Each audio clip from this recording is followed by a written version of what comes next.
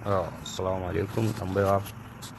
Wannan shine yadda da ka bi ka participating, wato ka asalin joiner auction din da ake na Athene public sale. Ka samu link kama haka ya ka shiga, yawwa ya baka dama ka register, ya ka sa email address din da ka riga ka yi registering Athene app ɗinka da shi mai KYC.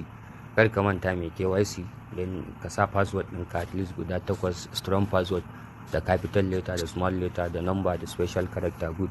Ya ka zo ka sake repeating, ya ka danna you are not a robot, yawwa dai verifying naka staircase in this yawwa naga verify, no I'm not a robot. So ya ka yi register kaman kan da kuke gani ana loading, yawwa. So save if you wish. Bayan ka yi register you need to activate. Ka activate na account ɗinka sai ka danna activate. Ka danna activate dai tura maka OTP can email address ɗin da ka yi register Athene app ɗinka da shi, sai ka koma ka ɗauko kamar haka. Wanda yawa mutuwa ta shiga kasuwa, ga shi nan kamar haka ka shiga, yawwa ga OTP ya zo.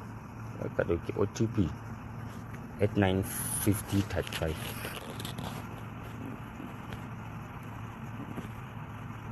sai ka zo ka sa 895035 na haka ne, yawwa ya ka yi confirming.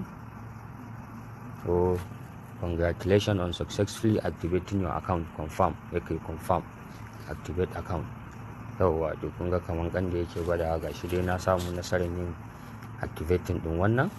Ka zo nan can sama ta hannun hagu, wannan layi mai ukun ka danna my account.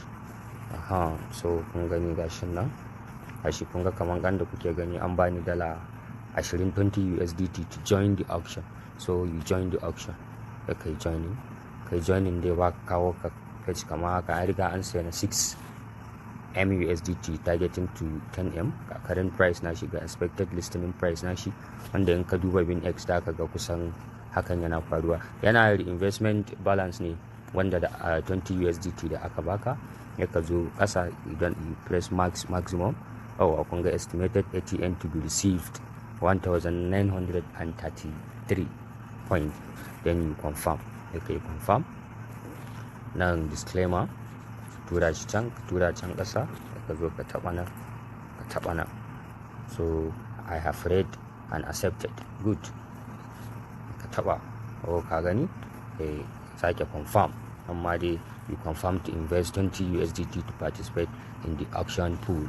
Yes, sai ka yi confirm. Yana loading. Wow, congratulations, you have successfully auctioned 20 USDT. Confirm.